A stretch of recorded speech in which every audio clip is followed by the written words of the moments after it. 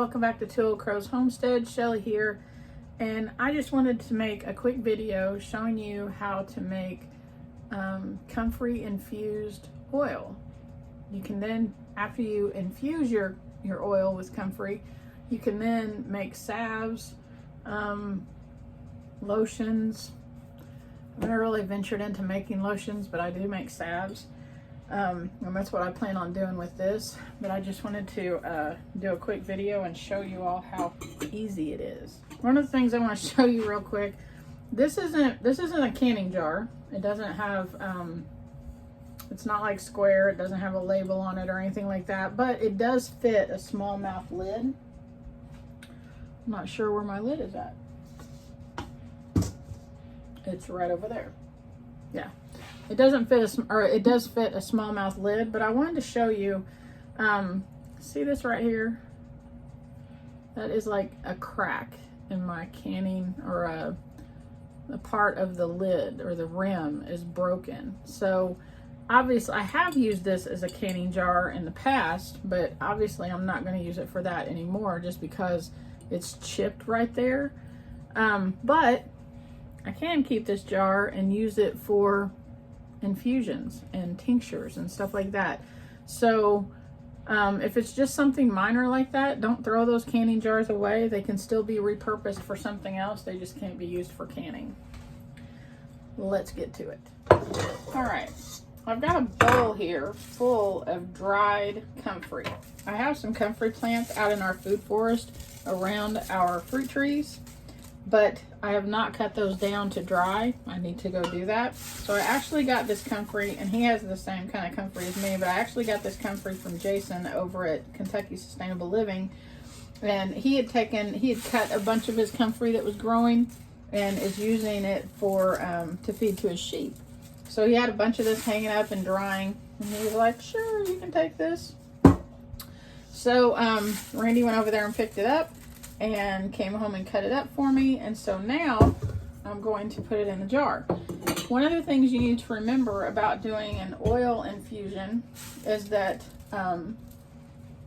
you want dry plant matter. If you use fresh plant matter or plant matter that still has water in it, you can cause your oil to go rancid. It can develop bacteria and all that kind of stuff, and you do not want that to happen.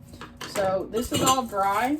It's not dry to the point that it like crushed and turns to dust, but it's dry enough that you can hear it crumbling and it breaks apart. So I'm going to put all of this in my jar.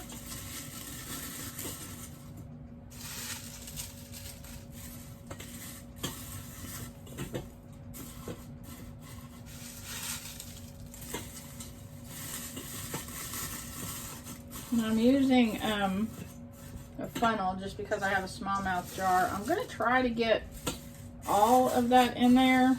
You don't have to like pack it in there, but I just have very little left, so I am going to try to use it all.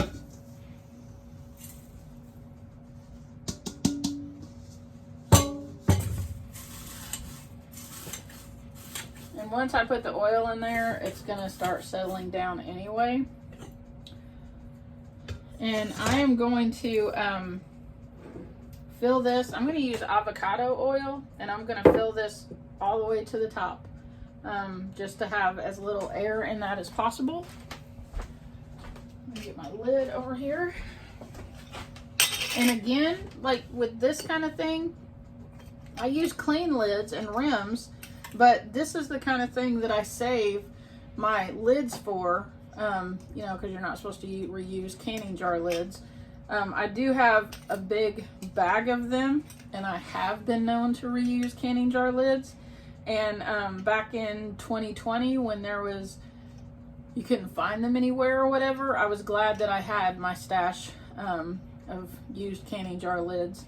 I have a bunch of new ones too. I mean, I have them all stocked up, but I don't get rid of those because I can still find other things to use them for, even if I don't use them for canning.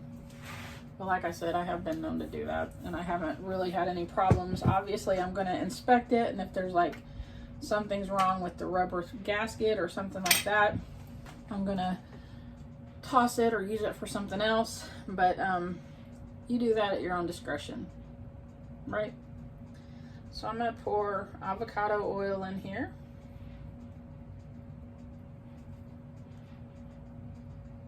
And you really want to keep your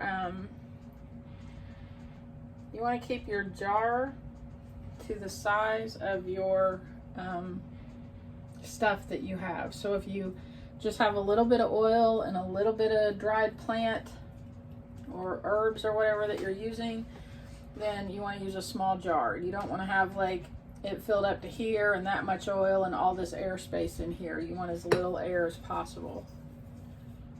I'm going to turn this jar or this bottle on its side to see if I can get the oil to run down. Make sure that I get all the oil out of it that I can.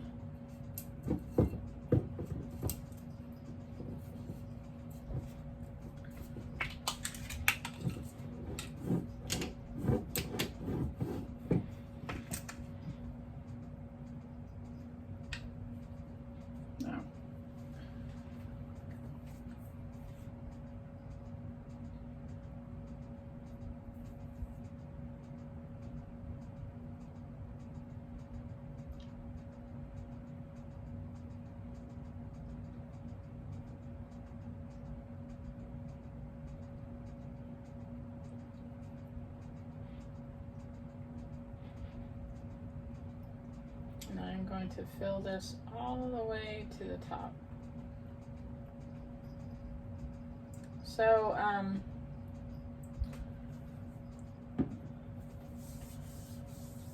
the thing about oil is that you can put this in a warm place. You can set it on top of your fridge. You can set it on a water heater.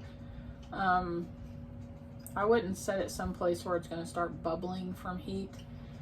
I have one of the YouTube herbalists that I watch. She is of the Woods is the name of the channel, and she puts hers on a seed mat, you know, those warming mats that you can get, and she doesn't let it get over a certain temperature. You really don't want this to get over like 105, 110 degrees, because then you start breaking down the medicinal properties of the plant. But she'll set it in an insulated container with a seed mat at the bottom of it and let it warm. I'm going to put it in my pantry, and my pantry stays fairly constant temperature. It's not super cold, it's not super warm, it's just kind of, you know, even. But I'm going to put this in there, and I'm going to let it set for 4 weeks, maybe 6 weeks. I think the longer it sets, the better off you get. See air bubbles rising to the top. One of the things is, I'm actually going to open this back up and see if it's gone down any since those air bubbles came to the top. One of the things that you need to remember is that if you do have it in one of those places where it heats up, if you've got it sitting on a seed mat and it is getting warm, oil will expand. Yeah, the thing went down a little bit. Oil will expand, and it will come out the top. So make sure that you have it, and that's fine for it to do that. It's not going to hurt anything, but it could ruin whatever you have it sitting on, depending on what it is. So make sure you don't have it sitting on something that is going to be a problem if it gets oil all over it. But that's it. Let that sit for 4 to 6 weeks, and you can make some Comfrey salve out of this when it's done. And I'll probably do a video about that too. Hope y'all have a fantastic weekend, and I will see y'all later. Bye.